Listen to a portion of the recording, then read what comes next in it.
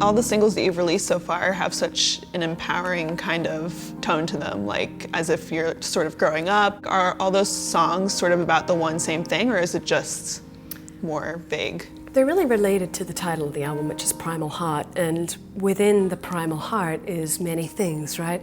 This capacity for love and selflessness and striving, but then also, you know, greed and envy and ego and all these other things that can be so destructive in our world. So the songs explore different parts of that and sort of peeling away of the layers and showing this rawness, you know, this primal heart. That's what it means to me.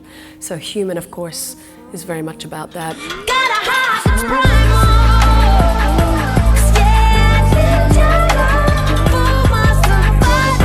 So as everybody knows, on Top of the World, there are explorations of the heart itself and what lies in it for all of us, you know, for better or worse. How do you feel you've evolved since Golden Echo?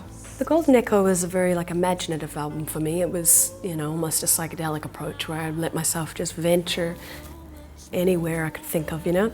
Whereas Primal Heart has more of a grounded focus because, you know, I moved my life to New York and I had these new experiences.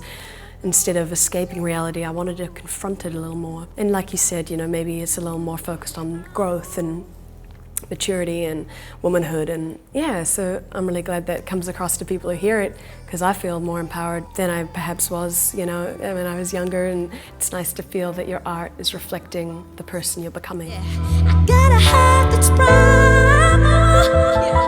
Yeah, I need your love for my survival. Hey. Do you listen to music when you're making your own music?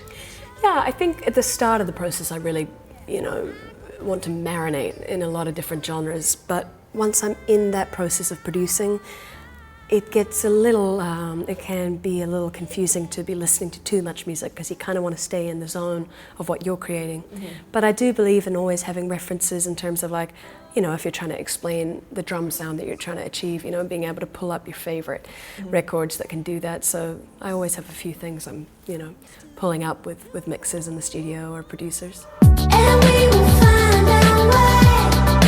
They'll know just what they do on the TV. Baby, we'll go from nothing to incredible, just like they do on the TV. Do you ever see yourself producing everything entirely yourself? Yeah, I mean, I have had people suggest that, and I think my skill set is growing to the point where I could be technically able to do that. And I have a lot of vision when it comes to sonics and sound and design of sound. But in saying that, I really believe in the co-producer role, or the objective standpoint, someone who can look on from a different angle and give you that really needed advice. I think there's something very powerful about, you know, it's the Michael Jackson and Quincy, you know, it's like the people that have always been able to give that extra perspective that maybe you can't provide for yourself sometimes. See me on TEDx, see me on billboards and banners, see me like picket fences, now watch me building my palace. What was the highlight of making this record? The highlight probably was, you know, that moment in Sterling Sound, like sitting there with the mastering engineer, Greg Calby, and kind of hearing it back through those insane speakers and being like, wow, this is my album, you know? And just there's always those moments at the end of the process where you can kind of feel the completion of a project, or you know, or even if it isn't completely finished, it's like you feel it becoming a thing, you know, rather than these scattered ideas that are floating in the ether. They suddenly become a project, a body of work, and I think that's a very fulfilling feeling. Oh, past love, come back to yourself. Don't keep reaching out to him.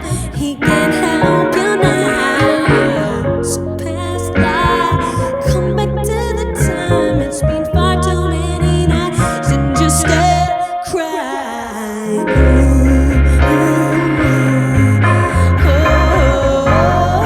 Hi, I'm Kimbra, and you're watching Baeblemusic.